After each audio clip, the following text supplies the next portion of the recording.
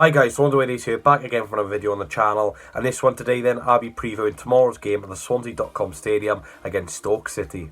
So Swansea City then are currently 19th in the Sky Bet Championship with 1 point, and our visitors Stoke City are currently 8th in the Sky Bet Championship with 4 points. So Swansea City's last result then was a 0-0 draw against Sheffield United. A very, very good point for us and a very positive result as well. At the end of the day, Sheffield United will probably be up there at the end of the season for promotion. I can't see Swansea City being as high as Sheffield United at the end of the season, but it's a very, very good result. A lot of positive performances. Ryan Manning, who was playing centre-back, was phenomenal. Brandon Cooper making his first championship start was absolutely incredible. Flynn Downs, the new sign from Ipswich Town, controlled that midfield with Matt Grimes.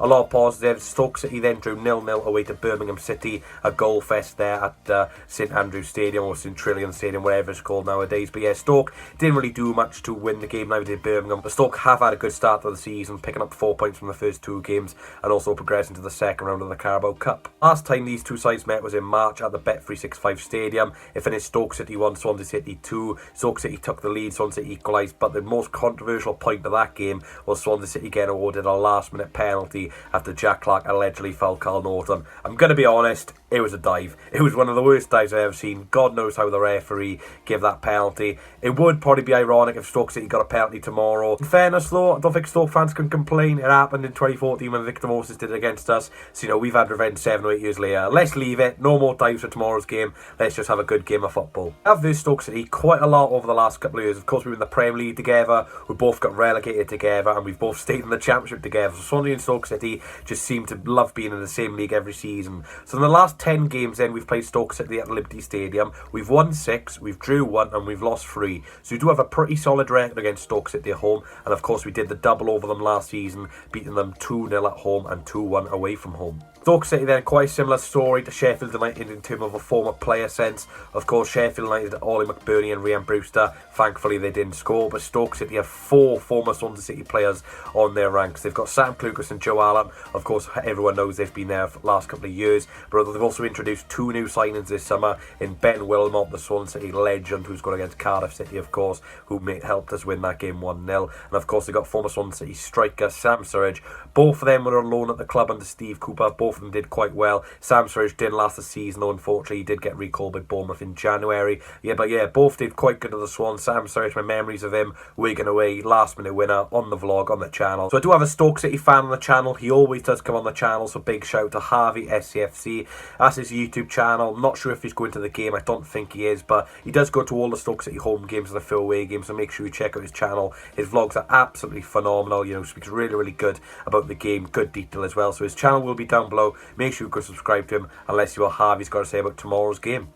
Hey guys, sorry, yes, that's it. And big thank you to Reese for getting me on the channel to look ahead to Tuesday's encounter between Stoke and Swansea. Obviously, last season the result didn't particularly go our way at the Liberty. Obviously, Adam Davies picked up that injury, which pretty much was the start of a domino effect of just pure horrific luck with injuries. You know, I think over Christmas time we had 13 players out, so that's why we were as far down as we were.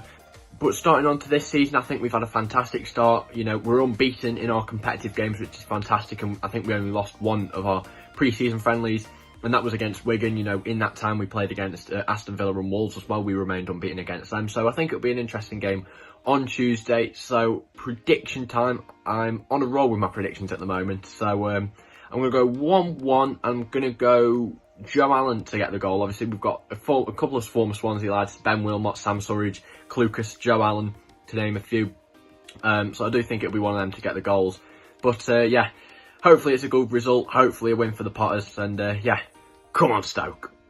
Thank you very much, Harvey, for coming on the channel, mate. Really, really do appreciate it. Best luck to Stoke City this season. I think you could finish in that top 6 if you stay consistent. So going on to Stoke City's player rating so far this season. Of course, we've had 3 games now, including the Carabao Cup. So, you know, we are starting to get the player ratings which are accurate. The best players to look out for this season. So the 3rd best player for Stoke City this season is Nick Powell with 7.56.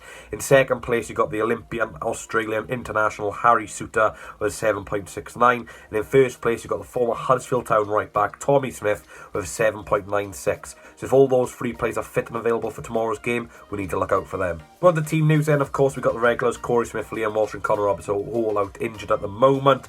Ben Hamer, Lewis Webb and Jay Fulton will all be available for this game. Very, very good news about Jay Fulton. Of course, he was suspended for the first 3 games of the season after he got a red card in the playoff final last season. Jay Fulton, very, very good midfielder at this level, and buzzing to have him back. He's one of my favourite players, and the Ginger Pirlo can show his antics tomorrow at the Swansea.com Stadium.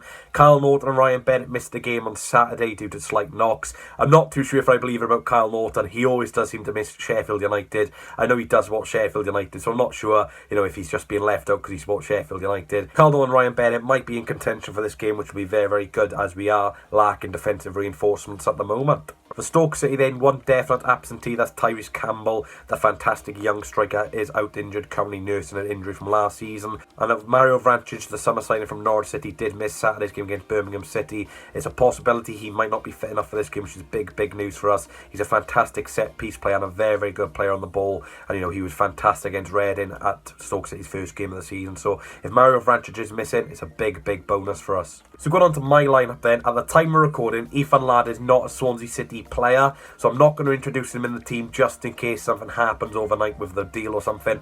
But at the time of recording, he is not a Swansea City player, so I'm not going to feature him. Even though if he was signed, I probably would put him in the 11, so that's just a note for you guys.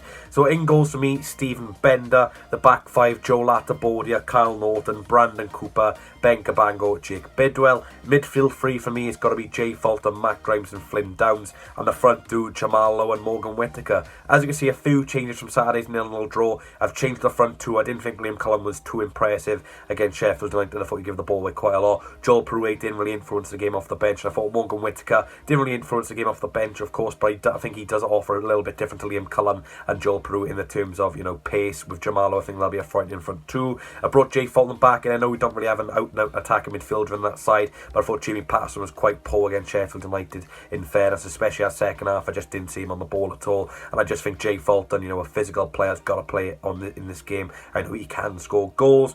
And of course, I've had to leave Ryan Mang out because I think Carl Norton will be back. So going on to score predictions against Sheffield United, there was one correct score prediction. So shout to Jonathan Davis, who predicted the fantastic 0-0 result. Fair play, mate. If anyone wants to shout out on the next match preview, which will be Thursday's match preview against Bristol City, of course it's a Friday night game, get in the comment section down below. If you are right, you will be featured on that video. And just a reminder, if you do edit your comments, you will not be included. So if you do want to change your score prediction, delete your last comment and put a new one in. I do not accept edited comments because people could edit them after the game. So again, your score predictions down below, put scorers, and I'm interested in seeing your guys' predictions. For me, my score prediction, again, I'm going to be slightly negative. I'm going to go for a 1-1 draw. I probably would take a point. I think Stoke will be up there this season. Some very, very good players. So I'm going to go for 1-1 draw. Jay Fulton, the scorer for Swansea City on his return.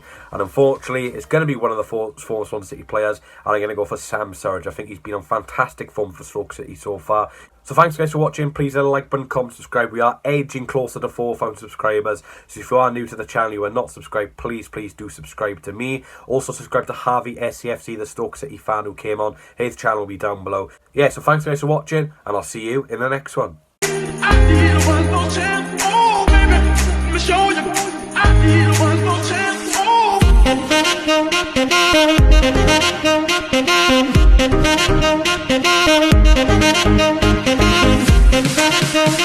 Thank you.